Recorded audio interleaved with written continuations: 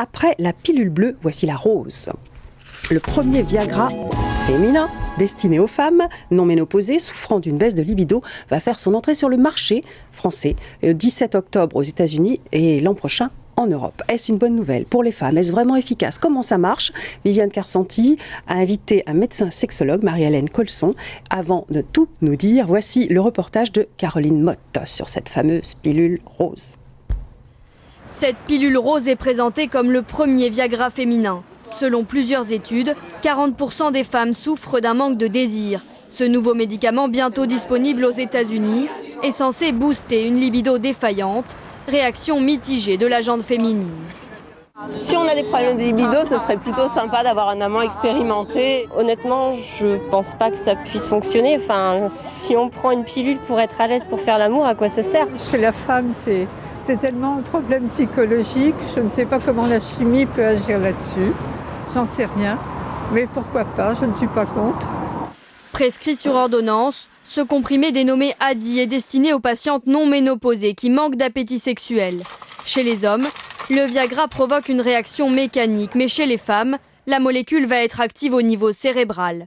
Elle agit sur des neurotransmetteurs, la dopamine et l'adrénaline qui accroît le désir sont augmentées, puis la sérotonine qui joue sur les troubles de l'humeur diminue. Ainsi, la libido est stimulée. Bémol, elle n'est efficace que dans 10% des cas et n'est pas sans conséquences. Tous les médicaments comportent des risques. Nous voulons donc informer les patients. C'est pourquoi nous avons dressé la liste des effets secondaires. Chute de la tension artérielle, voire syncope, surtout combinée avec de l'alcool. Pour les femmes désireuses de raviver la flamme, le comprimé sera disponible le 17 octobre aux États-Unis et il pourrait arriver en Europe dès l'année prochaine. Alors on vient de l'entendre, 40% des femmes souffrent d'un manque de désir.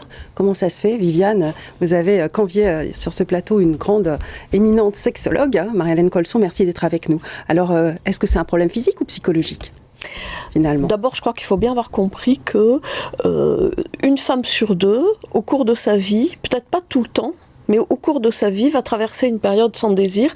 Il faut savoir que, globalement, on estime à 1 sur 10 celles qui en souffrent véritablement. Alors, comme tout dans la sexualité féminine est complexe. Donc, bien évidemment, il n'y a pas qu'une seule composante. La part psychologique est importante chez les femmes, mais il y a aussi une composante physique, sur laquelle... Oui. Allez-y. Il y a aussi une composante physique sur laquelle des médicaments comme la flibansérin, la DI, peut avoir un intérêt. Parce que ce que j'ai vu dans le reportage, on insiste un petit peu sur les effets secondaires éventuels, on n'insiste pas sur le bénéfice que ça peut apporter. Peut-être pas à une femme sur 10, mais beaucoup plus. Dans les études qui avaient été menées en Europe, c'était beaucoup plus que ça. C'était facilement 4 femmes sur 10 qui étaient améliorées par la flibansérin. Alors, Marie-Hélène Colson, vous êtes directrice d'enseignement de la sexologie à la faculté de médecine de Marseille et Montpellier. J'ai envie de vous demander, on a parlé à un moment de la pilule du bonheur avec les antidépresseurs. Est-ce qu'aujourd'hui, on peut dire qu'il s'agit d'une pilule pour avoir envie d'avoir envie, comme disait Johnny Hallyday? Le problème, c'est que c'est difficile d'avoir envie de quelque chose que l'on a complètement perdu en soi. Et le problème des femmes, c'est que très souvent, elles ont un désir qui n'est pas du tout celui souhaité par elles-mêmes au vu des normes sociales actuelles. C'est pas politiquement correct de ne pas avoir de désir. Elles ont un désir qui est inférieur à celui que les hommes aimeraient qu'elles aient. Mais le problème, c'est que les femmes d'aujourd'hui, elles sont fatiguées. Elles sont peut-être libres, elles sont peut-être égales aux hommes, mais elles sont fatiguées de tous ces rôles qu'elles sont obligées de porter, parce qu'elles ont rencontré dans votre cabinet totalement au quotidien. Totalement. La majorité des femmes sans désir sont des femmes qui sont tout simplement fatiguées du cumul de rôles. Elles bossent, elles continuent à porter des enfants et à les élever, c'est-à-dire qu'elles n'ont pas abandonné leur rôle traditionnel, mais elles ont aussi plein d'autres rôles, et donc elles sont en difficulté à la fin de la journée, elles ont beaucoup de mal à On dit avoir du aussi désir. que par rapport aux hommes qui ont aussi parfois donc des problèmes de désir, voire d'érection, on dit aussi que ces hommes peuvent avoir un problème parce que ces femmes sont devenues plus dures avec une espèce de carapace aujourd'hui, parce que ce sont des chefs d'entreprise, etc., qu'elles ont des fonctions qui sont légales des leurs. Les femmes ont durci leur rôle féminin dans la société. Elles ont une féminité qui est plus agressive. Et face à ça, les hommes d'aujourd'hui ont aussi un peu de mal à se situer. Ils ont un peu de mal à endosser un rôle dominant dans la sexualité parce que c'est plus du tout de mise. Et face à ces femmes qui ont une féminité un peu agressive, on a des hommes qui ont un peu de mal à continuer à avoir une image virile suffisamment forte. Souvent, les pratiques sexuelles aussi ont évolué. Elles sont devenues plus complexes. Pour les femmes, on peut pas se contenter d'avoir un rapport rapide ou à la limite on va penser à autre chose pendant le rapport. Il faut participer activement parce que c'est ça qui est de mise. Il faut avoir un orgasme à chaque fois.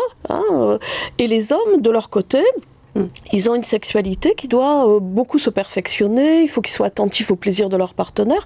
Donc du coup, on a des hommes qui ont des difficultés pour maintenir une sexualité de bonne qualité et des femmes qui, elles, sont en perte de vitesse au niveau de leur désir. Alors, dans ce reportage, il y a quelque chose aussi qui peut nous surprendre, c'est qu'on appelle ça le Viagra, la pilule rose, mais aussi le Viagra.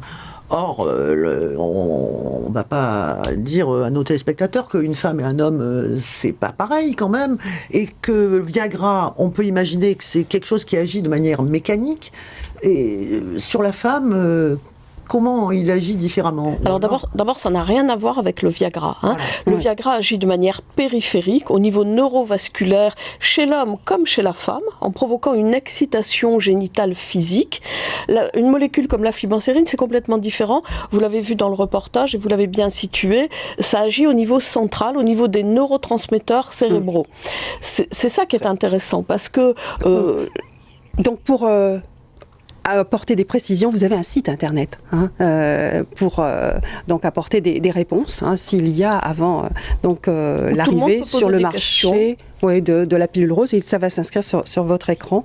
Merci beaucoup. Donc oui, Viviane, très vite. Ce qui est important, c'est de dire que le désir se travaille et aussi que on peut consulter des médecins sexologues. Il faut être envoyé par un médecin généraliste, c'est remboursé par la Sécurité sociale.